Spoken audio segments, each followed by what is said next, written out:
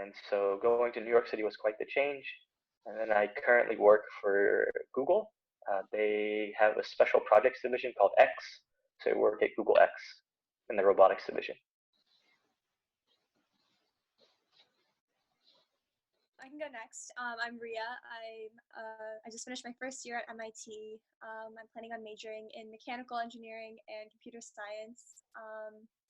And in my free time, I like to hike. I play water polo. I'm interested in mechanical or electrical engineering. And in my free time, I like spending time with my siblings and going fountain hopping with my friends. How did each of you begin to get interested in STEM? So I did a camp when we went to this place in Marin, maybe, and there was 12 of us sixth graders, and they said, you can build whatever you want. And we built a roller coaster. And I thought it was so cool because I got to use all these power tools. I learned how to use a drill for the first time, and like a chop saw, which is like this really big spinning blade. And I thought it was so cool that I was able to do that. So when I came back from that camp, I was like, oh, I don't know when, but I want to be able to use those tools again. And for me, that came in high school when I got to join my school's robotics team, which I think Rhea and I will talk about a little bit later. For me, I first got super excited about STEM in sixth grade when I did the Tech Challenge, which was a competition run by a local science museum where they give you a little task and you have to build something to complete it. So I did it 2 years. One of the years the project was to launch eggs onto a platform. And so we had to build something to actually launch the eggs and protect them. And so I had a lot of fun working with my friends to like build something to protect the eggs, and we built like a catapult to launch them, and I just had a lot of fun. Similar to what Rekha said, using the tools and bringing something exciting to life and seeing. For me, it was my sister told me to put a diet. She told me to get a bottle of Diet Coke and then put Mentos in it. And so I didn't know what was going to happen, but then I put the Mentos in it, and I realized it causes a pretty severe reaction. And I did this in like sixth grade.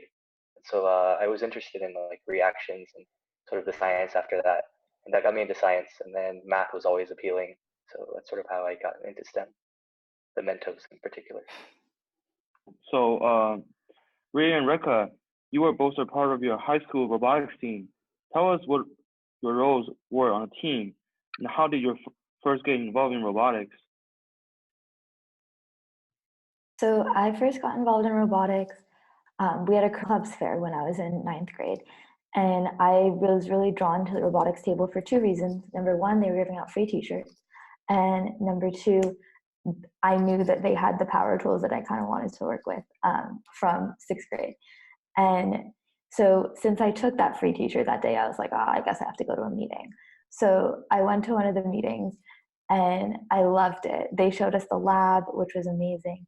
And I got to meet all these older girls who were interested in robotics who I really admired and looked up to. And that's kind of how I initially got into it. And by the end of my time there, I was the lead of entrepreneurship for robotics. So that's everything on that team that wasn't technical. We were completely student run. So that was all of our relationships with our sponsors, everything related to competition, et cetera, et cetera. And I was also on the build team. So I still get to use those tools that I came for, and was involved with the technical aspect as well. So I joined for similar reason. I saw them at the clubs fair. I was kind of iffy about if I wanted to do robotics, but I'd enjoyed my experience with the tech challenge in middle school, so I thought I'd sign up. And so for the first 2 years, I was on the programming team, which means we were writing the code to like actually move the robot. And then my junior and senior years, I was on the build team, so working on like the design and actually putting together the robot, machining the parts. So by the end, I was the mechanical lead for the team. So this is for Rekha and Ria again. How did doing robotics influence you academically and in other areas of life? For me, robotics definitely proved to me, I think, that I could do STEM. I think if I hadn't done it, I wouldn't have gone into a STEM major after high school. And I still talk about robotics all the time in so many things I applied for, because I learned a lot about leadership and how to run a team and how to manage intergroup conflict. And I value that a lot. I think it was one of the most formative experiences in my high school. Very similar. I also, just academically, I realized I love robotics and it's what I want to do long term. I also learned a lot about like managing a team, collaborating with people. We also worked a lot we had mentors who were industry professionals. So working with adults who are professionals in the field was really valuable.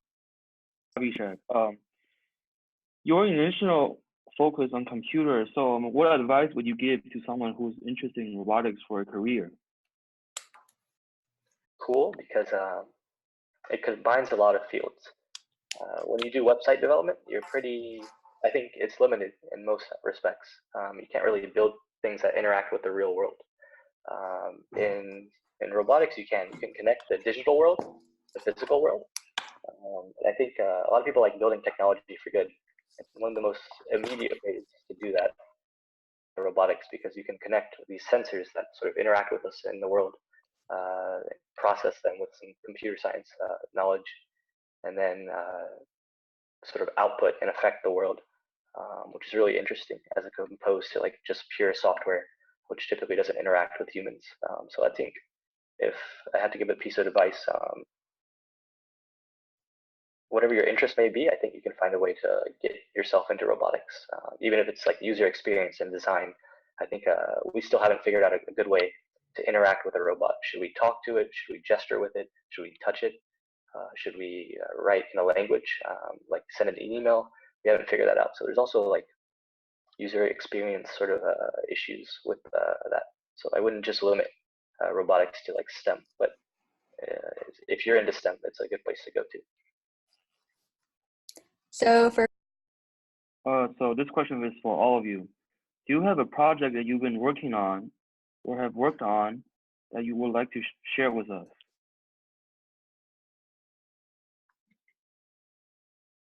So from January to June, I took this class in school called Designing for Pediatrics, which was really interesting. It was cross-listed in the engineering school, the medical school, and the design school. So it was kind of like a biomedical design project.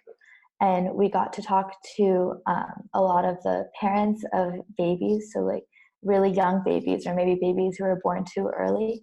They have a lot of issues with feeding because maybe they can't take milk or their systems aren't fully developed. So we focused specifically on that space. And I got to spend 10 weeks kind of shadowing the hospital and talking to nurses and occupational therapists about what they think would be best to help these babies. And my partner and I came up with a system for standardization of bottle flow.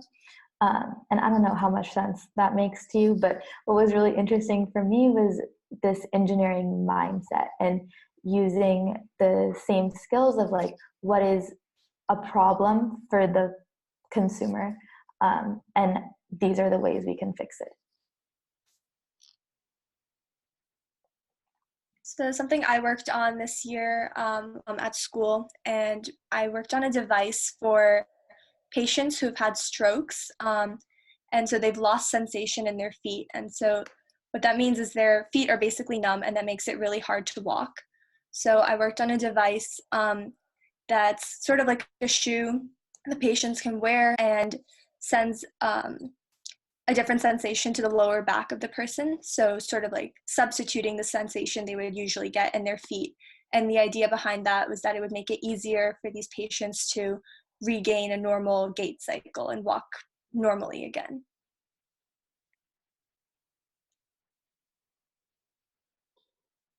I have a funny one, I think. So in college, there was this girl I sort of sat next to in this class, and we talked for a bit, and I wanted to ask her out. And I learned quickly she wanted to see this comedian, and this comedian happened to have shows in New York City. And the way to get these tickets to these shows was through filling out a form, not by paying money. So I wrote this program this piece of code that would fill out this form really quickly. And I tried for 2 months. And then finally, on the second month, I got these tickets. I was super excited. And so when I went to ask this girl if she wanted to see it, she told me she was busy that night because she was going out for a date with her boyfriend. So it's a tragic story, but it's a pretty cool project.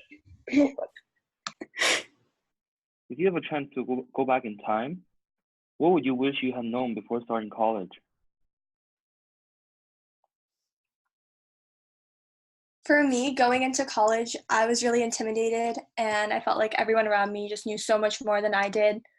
And so for the first few months, it was really hard for me to like ask questions and I constantly felt like I needed to prove myself. And I think once I realized that everyone's there to learn and everyone's willing to answer questions and help you out, I was able to get a lot more out of my experience and learn a lot more once I was comfortable like asking my professors for help or I felt comfortable like working with other people. I learned a lot more. I think for me, it was really hard when I started getting into my math and science classes, and I'd be taking my midterms and my finals, and I'd be getting like 45%, 63%, 71%. And I was like, wow, I've never done this bad on anything in my life. Maybe I shouldn't be an engineer. And I spent a lot of time worried about whether or not I was good enough to be in engineering. And I think what I would have told myself going into college was that like forget about the grades and focus more on whether or not I'm enjoying what I'm putting my time into. Yeah, I like the last statement. It was really good. I think you should focus more on sort of what you want to do rather than who you want to be. I think like in high school and in college, you have these checklists, you take these classes, and then you sort of do this checklist, you finish your requirements, and then you graduate. And then you go into the real world and you realize there's not really a checklist anymore. And so you sort of realize this whole idea of checklist doesn't sort of work after the real world. And so the one piece of advice I wish I told myself earlier on is just focus on what I want to do. Don't really worry about checking off every checkbox, getting good grades. I think if you just really focus on what you want to do, I think everything else falls into place. So now we have a couple speed questions. They're pretty informal. You can just give like one-word answers. So our first one is, what is your favorite book? The Great Gatsby by F. Scott Fitzgerald. Mine is Pachinko. I don't actually remember the author. I really like the Brother I'm Dying by Edwidge Denicat. So do you have any favorite songs? Finish Line by Chance the Rapper.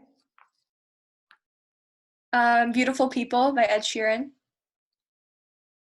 There's a cringeworthy one and there's a real one. The cringeworthy one is like Rebecca Black Friday, and the non-cringeworthy one is like Vesuvius by Frank Ticelli. What is your favorite ice cream flavor? Cookies and cream. Chocolate chip cookie dough. Pistachio. What is your favorite animal? Dogs. Probably a koala. That was my first. I'll go to a second. Parrots. Parrots are cool. They can talk. Summer or winter? Summer. Summer.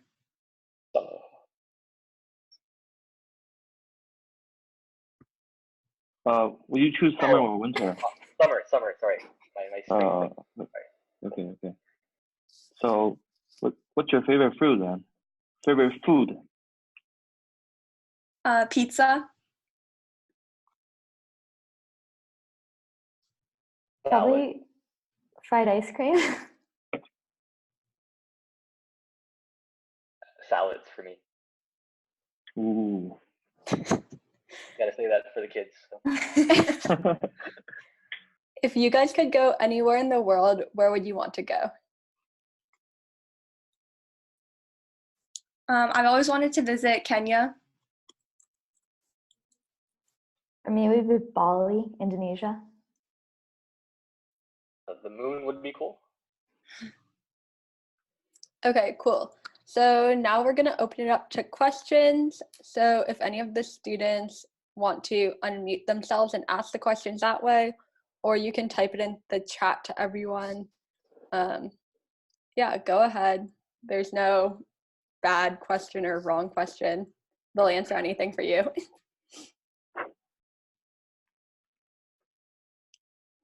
On a scale of 1 to 10, how hard is college? Oof. I can try. I think my first 2 years, it was probably at like a 7 or 8, like really high. And then my last 2 years it went down to like a 4 or 5. Super manageable, I think. I think it's I think it's a trend that's pretty evident by my classmates too. So I think college gets easier. Just the first year tends to be the hardest, I think. Yeah, I'd say probably at least a 7, but I feel like that sounds scary when you hear it. College is a lot harder than I thought it would be, but it's also way more fun than I thought it would be. Yeah, I'd also say probably a 7. And yeah, there's a lot of work and the work is tough, but I think just meeting so many great people and like the fun things definitely outweighed the difficulty of the work. Overall, I've had a lot of fun this year.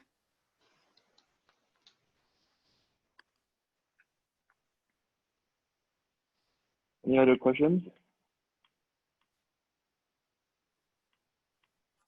There's What was one the in the best part of high school? College, I'm sorry. Wait, pardon? What was the best part of college? The best part of college.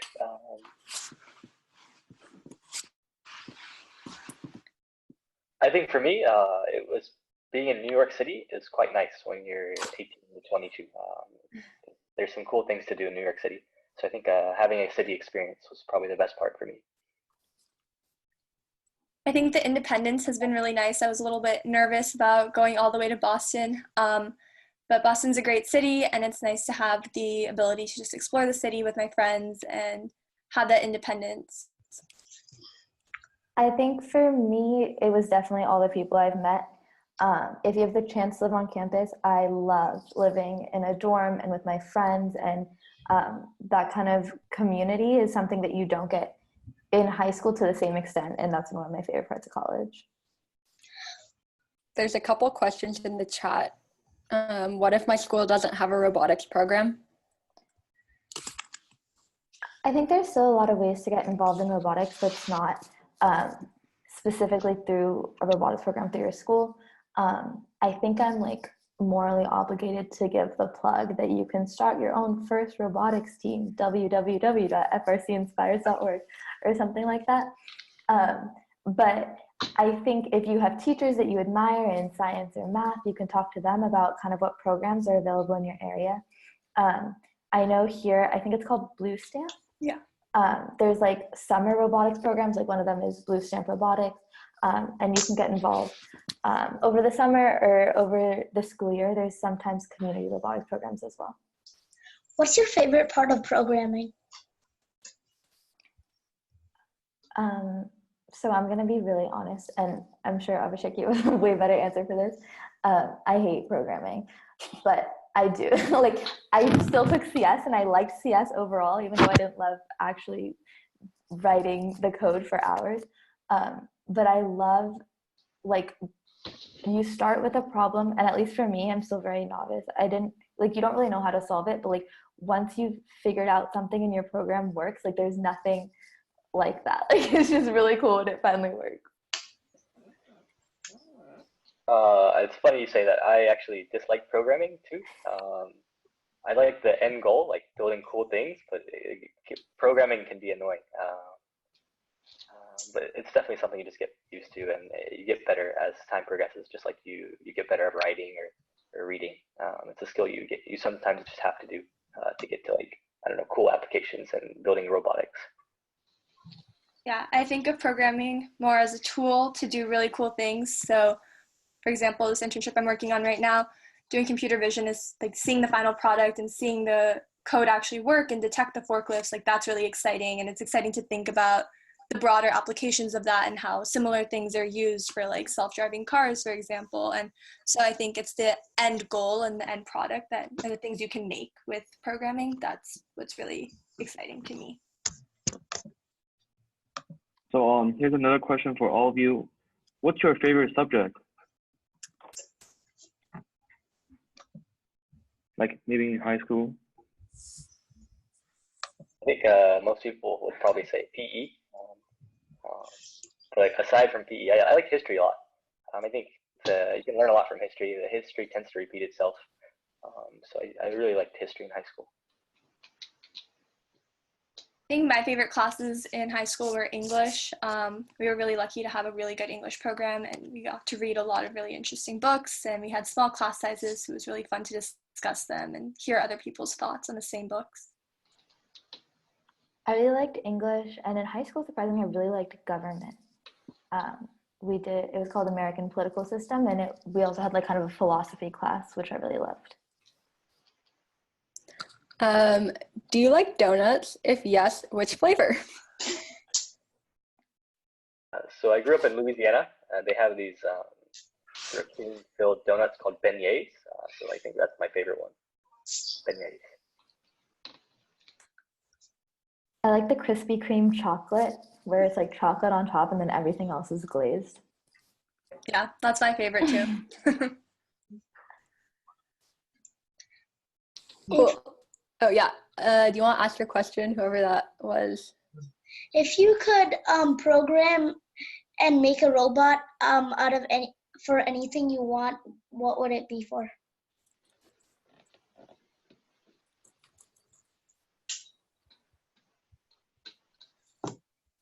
I really just like doing dishes. So if I could build a robot to do the dishes for me, that would be ideal.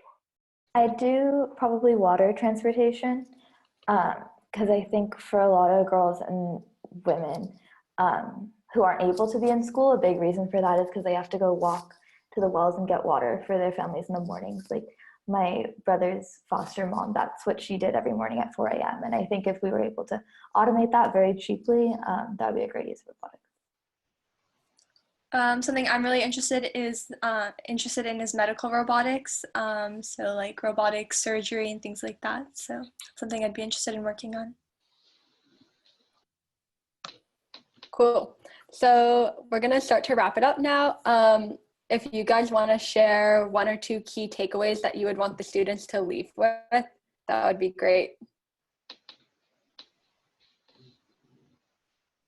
I think one thing I'd like to say is that I think when I was younger, STEM and robotics seemed pretty intimidating and hard, and I was kind of afraid to try things. And I also kind of thought like, oh, I'm not interested in robotics, or I don't really want to learn how to program. And I think being open-minded and trying new things is really important, and like you never know what you're going to end up loving. And so I'd say it's really important to, if you're given opportunities, just try things, and you never know what's going to end up being something that you love. I think for me, 2 big things. One of them is when I was younger in middle school and elementary school, I was kind of like, I'm never going to be an engineer because math is hard. And I think what I wish I would have known is that like math is still hard, but that doesn't mean I can't do it. And it can be hard and still be fun and still be interesting. And I shouldn't have written off the entire field of engineering just because math is hard. And also, I think when I was younger, I had a very preconceived notion of what an engineer was. Like, they were boring and they just sat behind a computer all day and they didn't have a personality. And then, like, I got to high school and I did robotics and I met people like Ria, and Ria's pretty cool. And I think just being able to meet a lot of people in engineering and realizing that it's a field that I could see myself in. And then my biggest takeaway for you, I think, is that I always, in internships, in school, in classes, etc., I always do things that I'm a little bit not ready for. And I used to think that was a really bad thing, but I think the more I do it, the more I realize is like, that's how I grow the most. So I think especially when you're young, it's really easy to be like, oh, I can't do that until I know I'm ready and I know I have all the skills. But if you try it out, it'll go better than you think it will. Well, that's good. The two pieces of advice I have. One is these days, like the internet is open to sort of like the internet's just super powerful. You have like access to information that sort of I never would have imagined as a kid. So I think you should really use that to like learn whatever you want to learn, whether it's art history or STEM or user experience design. There's a lot of ways to learn. And the second thing is I think to enjoy your childhood. I think like the checklist approach, as I sort of mentioned earlier, doesn't work after college. So enjoy your childhood. It's okay to make mistakes. It's okay to get a bad grade. It's your childhood. You should enjoy it more than sort of the real world. I think I miss that. I sort of wish I told myself that when I was a kid. Okay. So that wraps everything up. Thanks so much for talking with us today, you guys.